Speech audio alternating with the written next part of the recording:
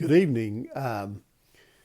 Well, we've got another trip to Isabel's kitchen for you this evening. And, before 19 months ago, I started eating very differently, trying to keep everything very low carb and doing a lot of intermittent fasting. But with the low carb meals, my wife, Isabel, had to learn a whole new set of recipes, a whole new way of cooking. And that meant abandoning, in some cases, recipes that were two or three generations old, like her beef stew. She didn't want to completely give up beef stew, but she wanted to make it in a way that would be more healthy for me. And so she came up with a low carb beef stew, and that's what she's going to share with you tonight. You'll notice she, rather than putting potatoes in her beef stew as she normally would, she substituted radishes.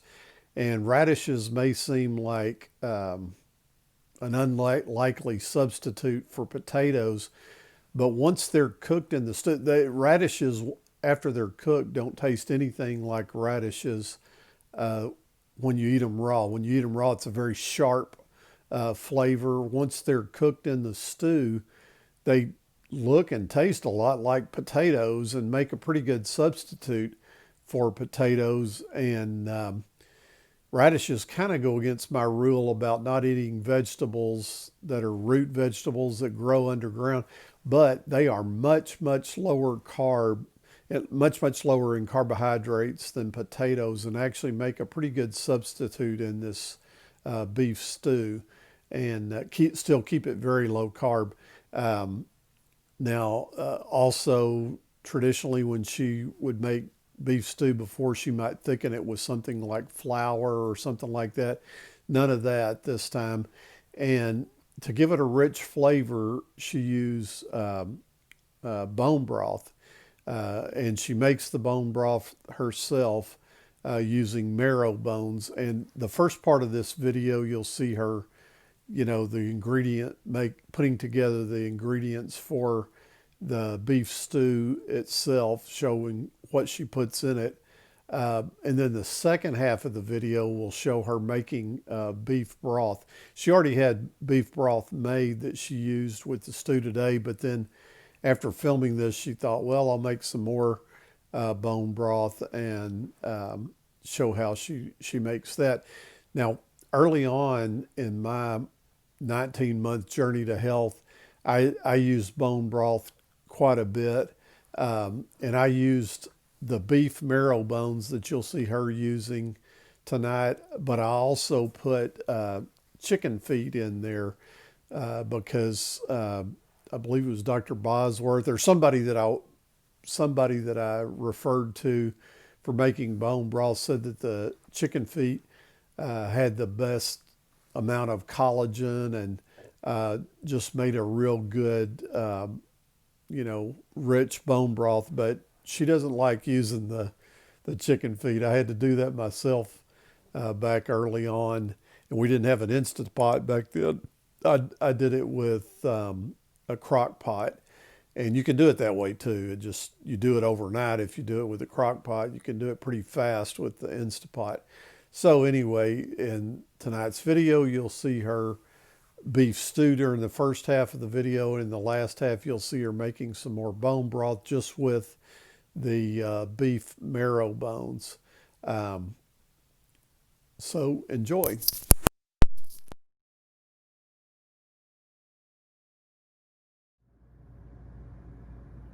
For tonight, I'm going to make a beef stew that's very quick and easy, and in fact this I'm going to throw into the Instapot. And I'm going to marinate this just for a few hours. And the only thing I've used is thyme, garlic powder. Again, a lot of the times I'll use the minced garlic that I've got in a little jar in the refrigerator. But for today, I just decided to use the garlic and the thyme and a little bit of Himalayan salt. And also I'm using this here. This is so much better than soy sauce, and I use this all the time for marinating. And it's got less sodium as well, and it's got all the flavor. So just those three ingredients, and I'm going to mix this up. I'm going to put it back in the fridge for 4 hours, and I'm actually going to do this in the Instapot. Now, usually when you're doing stew, it's very, very high carb, at least the ones we make in Scotland, with all the potatoes and the carrots and onions and mushrooms. And so with what Bill is wanting to have really low carb, I'm just going to put in some celery, and I had some leftover okra that I'm actually not going to put in the Instapot until it's actually going to be cooked. I'll end up sauteing this for a minute. It's important that you seal the meat and seal in all the flavors. That you can do that in the Instapot first. Then I'm going to cover it with some broth. And I do have my own broth already made from the other day. I make it with wonderful big marrow bones that I get. It's in the frozen section, and I get them at Sprouts. Now, I have definitely used this before. I don't have any of the broth in, but I just wanted to show you that I do also have in my pantry. I usually have some chicken broth, and I also have some beef broth. As it is, I do not have any in, but 1 cup of this and the beef, they're the same, would be 1 carb, and I probably would end up using 5 cups to cover the meat with. Now, my shout out more than anything for making this video is to tell you how wonderful radishes are. They're not only good for you, but it's the best, one of the best substitutes for potatoes. They're usually very bitter. I'm really not that fond of them just the way they are right here. But when you boil them up in the stew, all that bitterness is gone, and it makes a wonderful substitute for potatoes. I don't personally, I'll wash them before I throw them in the pot, but some people, I believe, will peel them. That's just a preference. I like it because it gives your meal some nice color. So that's going to be it. The meat, the radishes is the substitute for potatoes. I've got some celery, and then when it's all cooked, I'm also just going to throw in some okra because I don't want it to go to waste. I quickly want to give you a shout out to something that I drink with my meal all the time, and it's just a nice little change from drinking water, and it's very good for you too. So this is the brand I'll change them out, but it's wonderful mineral water. And just sometimes I have this during the day, just a nice treat, and sometimes it just makes you, give you a fuller feeling. But I definitely like to drink this with a lot of my meals. And like Bill, he used to drink this, but he's more into just the pure water. But I think this is just something else you could add to have with dinner. I'm going to make myself some bone broth, and I just wanted to show you these first. They are wonderful beef marrow bones, and I get them from Sprouts up in Murphy. I'll let you know. There's a picture there of all the wonderful marrow. This time I'm just going to put it directly from frozen, or you can defrost it. Only 3 ingredients for me: the bones, the salt, and I've got about 4 bottles of water, and I'm going to cook this in my Instapot for about 25 minutes. Now, back in the day, Bill used to put chicken feet, I guess you would call them.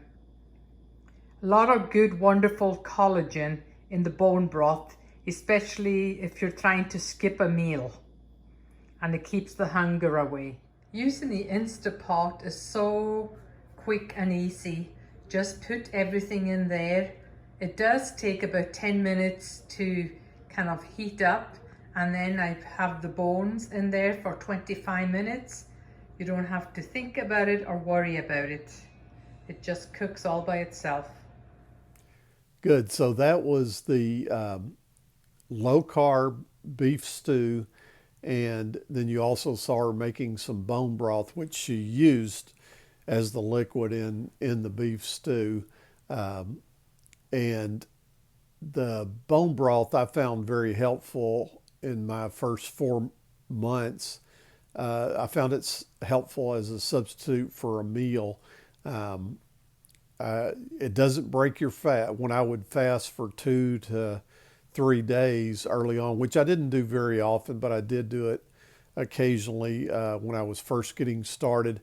And that bone broth, I would put a lot of salt in it, and it felt like I was eating a good soup. But and it was very satisfying, and I knew it had a lot of nutrition in it because I was concerned about that when I was doing like a 3-day fast. Am I hurting myself nutritionally? Which I now know I probably was not, but that bone broth was very satisfying. And so we'll end tonight by saying, live healthy and finish strong. Thank you very much.